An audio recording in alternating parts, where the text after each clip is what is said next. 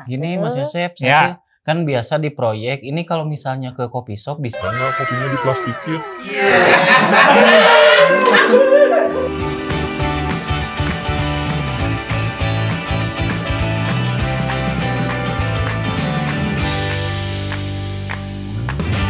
Selamat datang di program Jam Pulang Kerja by Rucika. Nah, balik lagi nih. Ayah hari ini seneng banget karena baru aja cair arisan.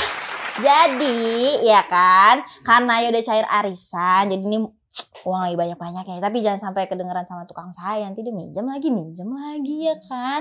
Nah, terus karena lagi cair arisan, kepikiran. Kayaknya buka usaha enak juga nih ya kan. Tapi kira-kira usaha apa ya? Karena Ayah itu sukanya kopi, jadi kayaknya coffee shop boleh juga nih. Ya sih, punya coffee shop ya kan. Terus nanti Ayah tinggal di rumah aja. Terus tinggal telepon-telepon karyawan. Oke gak nih coffee shopnya? Udah jalan gak nih bisnisnya ya kan? Kayak butuh insight juga sih sebenarnya gitu ya. Cuman nanya mas siapa ya gitu. Yang ada aja kali ya. Yang ada Kang Didi lagi. Ya udah deh panggil aja kali ya. Kang Didi! Kang Didi! Mana nih lagi lama banget dipanggil gue Apa tuh mas. teteh? Ih, Dari mana sih? lagi kerja tuh, aduh kan tinggal 1 sendok lagi tangan. Lah 1 sendok doang. Apa tuh? Kang, ini saya baru cair arisan nih. Dapat arisan? Dapat banyak banget ini dari ibu-ibu kompleks sebelah yang grup WhatsApp saya kemarin. Kebetulan pisan atuh teteh. Kenapa? Istri saya tuh butuh duit. Lah, duit lagi. Tuh kan bener kan? Duit mulu. Teteh, saya tuh selalu membahagiakan istri saya. Istri saya pengen kulkas, saya kasih kulkas. Istri saya pengen kasur, saya kasih kasur. Kemarin istri saya pengen langsing, saya kasih beban pikiran. Wah, biar stres. Ya dibahagiain mah bahagiain, tapi jangan pinjam duit mulu sama saya lagi nih kan duitnya nih buat buka coffee shop. Saya kepikiran nih, kalau misalkan punya usaha coffee shop, menurut Kang Didi gimana nih Kang? Oke nggak? Shop atuh teh mau laku atuh teh. Kopi shop mah mending warkop aja. Aduh, Lebih merakyat teteh. nggak sesuai sama level saya masalahnya. Si teteh, itu saya banyak teman-teman kuli biar datang ke sini pada ngutang. Ngutang, Iya nanti pinjam kan- duit lagi. Ya, males banget. Nih, Kang Didi suka ngalur ngidul nih. Ya udah deh, daripada Kang Didi ngalur ngidul mulu nih. Saya kepikiran buat telepon teman saya di kompleks sebelah. Udah nggak enak Teman nih. saya kan banyak nih. Kemarin kan satu kompleks sebelah juga. Saya telepon lagi kompleks sebelah ya. Buat tanya-tanya nih langsung nih. Buat kita tahu apakah betul nih saya mau buka usaha coffee shop atau warkop kayak Kang Didi bilang. Tapi Kang Didi tetap warkop nih. Warkop atuh teteh. Nggak usah dah. Saya telepon dulu kali ya. Panggil nih.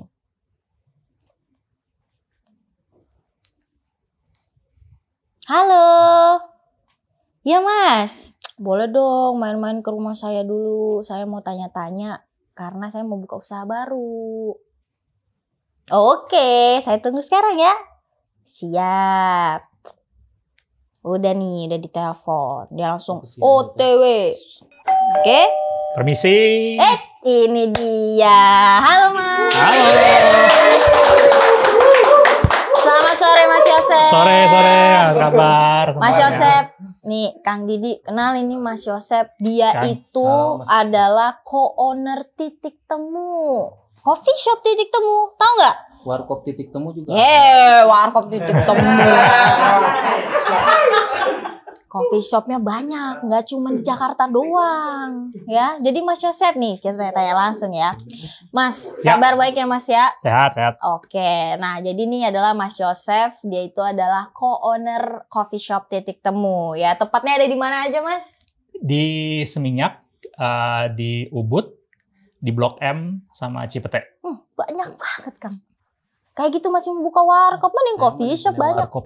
Warkop itu ya jadi enak, yang beli itu tinggal diplastikin gitu. Jadi nggak buang-buang Habis banyak. minum gantung di tembok. Aduh, kuli style banget gitu ya. Boleh. Selalu ya. Tapi nih Mas Yosef, makasih Yes. banget udah datang ke rumah saya nih Mas ya. Nah, saya mau tanya-tanya tentang untuk buka usaha coffee shop nih. Saya ada kepikiran untuk buka usaha coffee shop nih, oke juga nih. Tadi kata tukang saya bukannya warkop. Kalau menurut Mas Yosef tuh antara dua itu perbedaan yang lumayan ya, Mas Yosef ya. Cuman kalau dari Mas Yosef sendiri gimana nih? Biar tuh saya nggak bingung banget gitu mau buka coffee shop apa warkop. Pertama-tama yang paling penting tuh tahu budgetnya dulu sih. Ya kan, budgetnya, terus kira-kira mau buka di daerah mana gitu kan. Nah kalau udah tahu, udah ketahuan kan, wah nih kalau di tempat ini biaya sewanya seperti apa gitu kan. Nah baru dari situ bisa ditentuin tuh kalau buka bisnis ini cuan apa enggak gitu. Berarti harus tahu juga gitu ya. Iya Mas kan, ya. harus hitungannya harus jelas gitu kan. Jangan sampai udah buka terus bangkrut kan nggak enak gitu kan. Berarti kan kita nggak cuma harus pikirin yang buka coffee shop terus buka gitu, harus detail. Ya, tapi dari Mas Yosef sendiri nih, gimana sih Mas cerita dari Mas Yosef sendiri awal membangun bisnis F&B ini kan sampai akhirnya titik temu tuh jadi sebesar sekarang? Yes. Nah jadi kalau dari titik temu sendiri ceritanya itu adalah kita nih kayak sekumpulan anak muda gitu ya, sekumpulan anak muda yang emang dipertemukan gitu kan dari dan kita punya background-nya tuh macam-macam. Ada yang emang background-nya kopi, ada yang background-nya interior, ada yang background-nya bisnis. Nah, di sini kita pengen sama-sama nih kita kerjasama bareng untuk mengembangkan sebuah brand yang bisa kita jual ke luar negeri. Kecenya gitu. Makanya pertama udah langsung berpikiran ke sana gitu ya. Makanya toko pertama kita nih yang kita buka tuh di Bali karena kan pusat tourism ya. Iya benar. Nah, jadi goalnya ke situ. Tapi habis itu ada kesempatan untuk buka di Jakarta, akhirnya kita ekspansi ke Jakarta. Oke, jadi itulah awalnya ya. Awalnya. Dipertemukan, terus akhirnya punya kayak bidangnya masing-masing yang sama-sama pro di bidang masing-masing lah ya gitu. Dan akhirnya ngebuka titik temu ini gitu ya. Betul. Oke, nah coffee shop nih yang sedang menjadi tren sekarang gitu kita lihat kan di mana-mana banyak banget coffee shop itu kan. Nah bahkan menjadi lifestyle nih Mas. Atau mungkin dari Mas Yosef sendiri mikirnya memang kayak kopi itu bukan hanya lifestyle aja tapi juga kebutuhan sehari-hari untuk beberapa orang gitu loh. Bisa. Jadi begitu kita ngomongin marketnya coffee shop gitu ya, itu sebenarnya levelnya ada beda-beda segmen ya. Ada yang memang segmennya kalau ditanya orang Indonesia suka ngopi nggak? Jawabannya suka, karena dari dulu kalau nggak kita makan kita kopi sobek atau apapun ya, jadi semua orang udah ngopi gitu kan. Nah terus kan ini ada itu yang market yang segmen yang bawah atau yang segmen mungkin bisa jadi generasi yang lama gitu kan. Nah yang generasi baru nih yang lebih milenial gitu kan, mereka biasa pernah keluar negeri lah kemana, mereka pengen coffee shop yang lebih merepresentasikan lifestyle mereka gitu kan. Makanya ada coffee shop yang lebih premium gitu kan. Dan ada juga sekarang market kopi susu nih, market yang di tengah-tengah gitu kan. Iya, untuk yang nggak terlalu suka kopi yang strong. Nggak terlalu suka kopi yang mahal-mahal, tapi juga ya pengen naik kelas dikit lah, masa gue kopi sobek mulu gitu kan. Jadi minumnya es kopi susu gitu kan, es kopi susu gula aren. Nah itu juga ada. Makanya jadi tergantung segmennya mau masuk kemana. Oke, nah terus kalau misalkan dari pandangan Mas Yosef sendiri sebagai co-owner coffee shop ini kan, nah tentang persaingan coffee shop yang marak nih dan makin menjamur di zaman sekarang, itu menurut Mas Yosef gimana nih? Nah ini balik lagi sih sebenarnya karena semua orang bisa buka coffee shop, apalagi sekarang secara akses ke barang-barang, akses ke kopinya segala macam itu udah gampang banget lah. Jadi intinya semua orang memang bisa punya coffee shop gitu kan. Makanya balik lagi ke alasan kenapa pengen buka coffee shop gitu kan. Alasannya kuat nggak nih gitu kan, brandnya apa nih yang pengen dibuat seperti apa gitu kan. Dan balik lagi nih hitungan bisnisnya masuk apa enggak gitu kan. Karena kalau misalnya kita bilang kayak wah saya pengen buka bisnis karena saya punya duit, tapi nggak tahu nih ntar laku apa enggak gitu kan. Nah itu juga bahaya gitu kan. Malah yang ada malah rugi gitu kan. Ngapain kita buka bisnis rugi, buang-buang duit, mendingan kita depositoin aja. Bener sih. Tuh, jangan sampai rugi buat usaha itu kan. Makanya coffee shop tuh udah bener banget, ya nggak? Iya, betul. Apa masih warkop? Gimana ya? Bingung kan? Tapi ini kita tanya dulu. Konsep dari titik temu sendiri itu apa nih konsepnya Mas Yosef awalnya? Nah, konsepnya nih kita pengen bawa sebenarnya tema besarnya adalah Indonesia gitu kan. Indonesia. Okay. Jadi Indonesian local coffee shop gitu kan. Dan kita juga pengen dari sisi desain, dari sisi produk itu membawa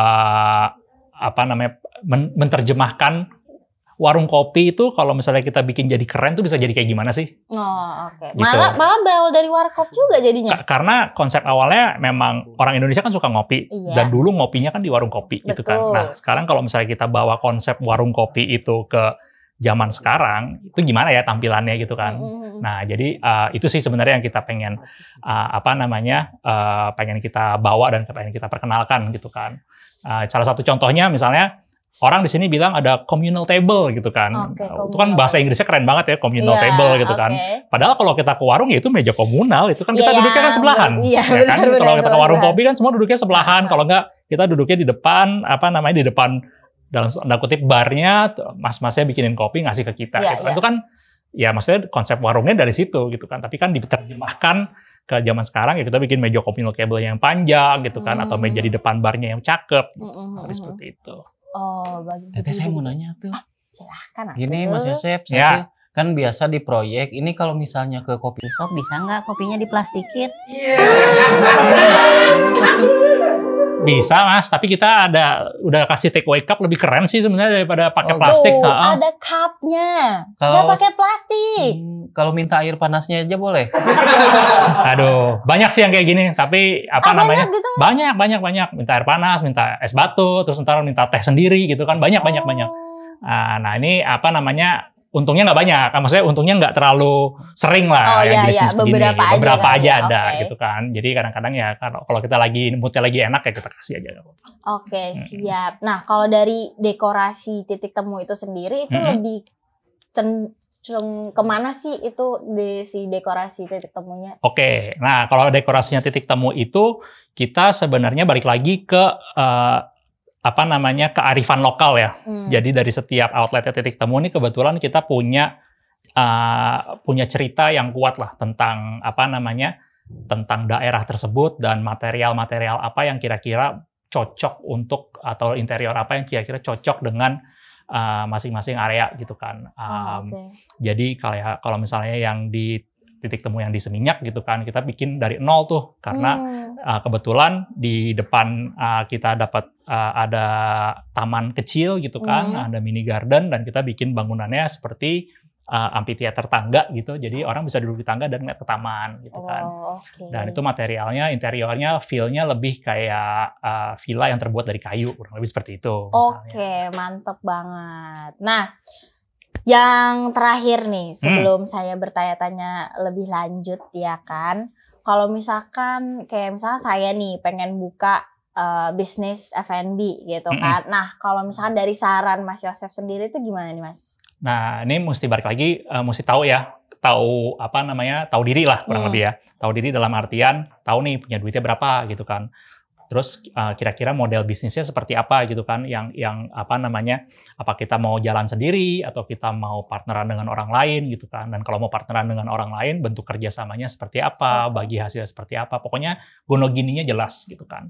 Nah, sama hal yang ketiga sebenarnya yang paling sering dilupakan sama orang adalah rencana growth, rencana pertumbuhannya itu seperti apa. Karena kalau punya F&B, kalau kita mindsetnya adalah kayak, oh saya cuma pengen punya satu, dan satu ini akan rame, terus-terusan rame gitu kan, jawabannya enggak. Itu hanya segelintir dari F&B yang bisa melakukan hal seperti itu. Jadi yang harus dipikirkan adalah begitu satu udah sukses, harus dipikirin bagaimana apa yang harus dilakukan langkah selanjutnya untuk bisa berkembang bisnisnya.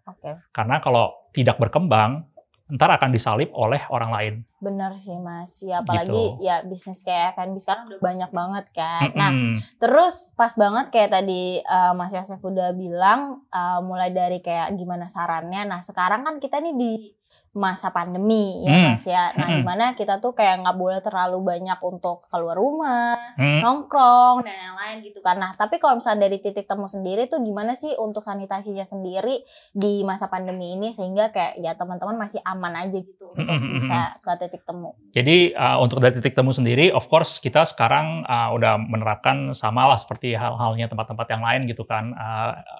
Mejanya kita social distance, terus kita selang-seling gitu kan, terus sebelum masuk ada hand sanitizer atau tempat cuci tangan sama temperature checking gitu kan, pokoknya tempatnya hal-hal yang normal. Nah, salah satu keuntungan dari titik temu ini adalah sebenarnya kita dari awal itu sudah mempromosikan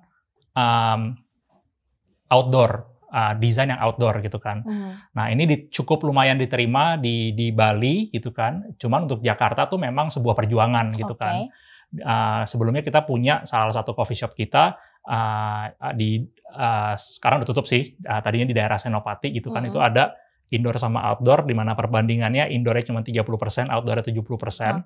Nah itu sebelum pandemi justru outdoornya tuh sepi, pas lagi jam-jam siang atau pagi tuh sepi banget gitu kan.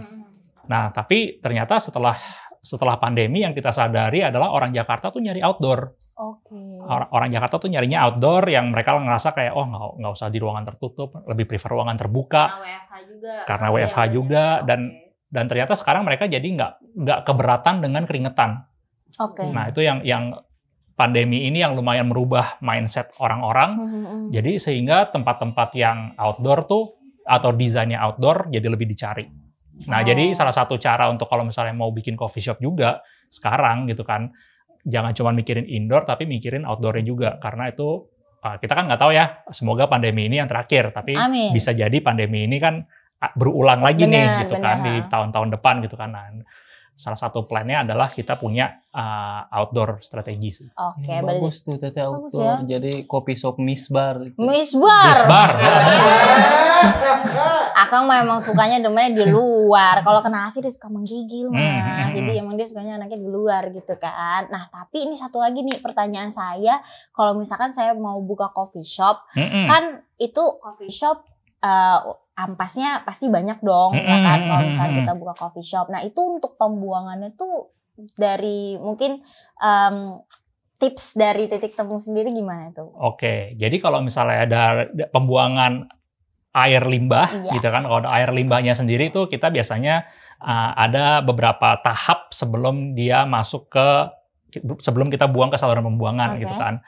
Ada yang namanya grease trap, ada yang namanya bak kontrol, ada yang namanya sumur resapan. Banyak ya? Banyak. Intinya kita nggak boleh ngebuang limbah makanan ataupun limbah minuman itu langsung ke got. Itu nggak bisa.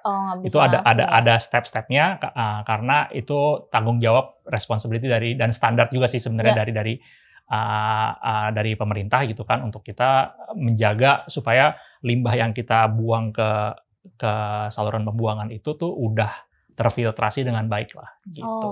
Gitu. Jadi udah banyak banget nih Kang insight informasi yang saya dapat buat buka coffee shop. Masih mau warkop? Coffee shop kayaknya. Coffee shop kan, udah pas banget tuh. Semuanya udah higienis gitu kan. Kalau misalnya kayak warkop kan kayak kita tuh, kan Akang tahu saya nggak bisa deket-deket sama banyak orang. Iya, so katanya bikin coffee shop biar nanti saya jadi robustanya. Barista. Robusta teh mah kopinya. Iya, jadi barista. Tapi nggak mau jadi tukang saya lagi. Yang bener rumah saya siapa kalau tukangnya nggak ada? Sampingan, yang bilang butuh duit biar banyak. Kayak gitu nih maksud saya. Nggak apa-apa. Ada yang ngomongin limbah. Tuh kan. Mas Chandra nih? Iya, Mas Chandra. Kok tiba-tiba datang ke rumah kita? Ada apa Mas? Selamat datang Mas. Selamat datang. Pas banget nih saya lagi open house. Mas Chandra, pas banget ada Mas Chandra kan. Gak apa-apa, dia memang kalau misalkan udah denger kata pipa, kata limbah dan lain-lain, dia tuh langsung muncul Kang. Sama kayak Kang, kalau udah ngomongin kuli, itu langsung aja bilang kuli profesional gitu ya. King of kuli katanya kan Mas Chandra. Nah nih Mas Chandra, tadi saya udah ngobrol-ngobrol sama Mas Yosef. Nah Mas Yosef ini itu adalah co-owner dari Titik Temu Coffee Shop, Mas Chandra. Nah, terus saya kepikiran buat coffee shop juga, gitu kan. Nah, tapi ada beberapa mungkin pertanyaan-pertanyaan saya gitu, kalau misalkan saya buka coffee shop, nah itu gimana kalau dari segi kayak awal pembuatannya gitu loh, misalkan dari pipanya apa yang cocok yang saya pakai gitu kan, atau bahkan dari Mas Yosef kayak pipanya sendiri yang digunakan untuk titik temu sama apa enggak, atau pas atau enggak gitu. Kalau di coffee shop sih paling sering di usaha-usaha gitu tuh limbahnya ya. Oh, limbahnya. Bahaya tuh, sering kali kan pas ampas kopi tuh dibuang aja langsung ke saluran pembuangan. Kayak tadi Mas Yosef bilang dia itu katanya nggak boleh langsung satu masuk ke limbah gitu, harus ada kayak penyaringannya lagi ya Mas ya. Ini bagus nih berarti. Jadi memang seharusnya tuh sebelum kita ngebuang segala limbah, biasanya dari dapur nih paling sering. Dari dapur kita habis minum kopi, buang airnya langsung sama ampasnya tuh masuk ke saluran. Yang ditakutkan apa? Pas di saluran tuh numpuk limbah ampas kopi dari tahun 70 katakan ke kafenya. Numpuk, tahu-tahu Mampet. pipa yang tadinya ukuran 4 inci jadi ngecil cuma 1 inci. Gara-gara isinya ampas semua tuh. Oh, tuh Kang, nanti kan coffee shop saya yang buat Kang Didi juga. Jadi Kang Didi kudu tahu gitu pipa atau mungkin untuk limbahnya. Karena ini juga paling dipentingin ya Mas Chandra ya. Penting banget. Apalagi kalau misalnya kayak kopi tuh banyak ampasnya gitu kan. Nah, kita emang harus untuk buang lah dari mungkin jangan sampai kayak ke limbahnya dulu, tapi ada saluran-salurannya lagi ya. Ada treatmentnya dulu ya. Oke, nah ini Mas Chandra seperti biasa ya kan. Nah jadi ini saya mau tanyain sama Mas Chandra untuk pertanyaan dari ibu-ibu arisan dari WhatsApp saya lagi nih ya kan. Kang Di mau lihat? Ya nih. Katanya jika membuat DIY lampu, bohlam tuh kan panas nih. Nah, apakah akan berpengaruh nih sama pipa PVC nih, Mas? Oh, kalau cuman panas lampu sih nggak masalah. Karena kan panas lampu itu nggak bakal bikin pipa meleleh ya. Oh, aman betul. Apalagi kan kalaupun pipanya kena panas juga ini kan nggak ada tekanan air nih di dalamnya. Nggak bakal ngalirin air. Jadi nggak masalah sih. Oh, jadi aman-aman aja nih ya. Aman aja. Bohlamnya panas juga ya. Aman aja. Oke, berarti aman. Berarti nanti kita bisa buat Kang bohlamnya pakai pipa Rucika kan. Mantap. Terus yang terakhir nih ada pertanyaan yang kedua. Nah, dia pengen ngebuat kolam. Ya kan? Terus pakai pipa Rucika PVC-D katanya tuh. Yang ditanam di dalam coran. Nah, kalau jangka panjang ini pipa nih apa bisa pecah nggak nih Mas? Kayak gitu. Oh, kalau soal itu sih aman. Tapi ada yang perlu diperhatikan nih sebelum kita nanam pipa. Pipa ditanam ya Kang ya. Enakan tanam tumbuh nanti. Tanaman ya. Daripada nanam pipa mending tanam pohon kurma. Nah, akan pohon duit. lucu dia. Lucu Kang. Sorry Kang Didi. Sorry Kang Didi. Saya bagian serius ya. Saya bagian serius. Udah keikut juga nih, nih, gini nih. Kebanyakan nongkrong ya kalian ya habis dari kemarin. Biar nih. besok saya jelasin pipa aja sekalian. Kan biasanya. Kebalik dong, ganti profesi ini. Jadi kalau soal pipa ditanam tuh nggak masalah. Cuman yang perlu kita perhatikan itu nanti pas pipa ini tertanam, beban di atas tuh apa? Katakan pipa di atasnya tuh nanti di atas kolam ada mobil katakan. Jadi ada beban mobil di situ. Jadi kan pipa terus ditanam di situ, atasnya jadi carport katakan. Nah, itu harus diperhatikan, pipa ditanam dalam kedalaman berapa senti itu diperhatikan. Terus kalau bicara soal coran tuh, kalau coran tuh kan ada yang panas tuh kadang pas proses hidrasinya.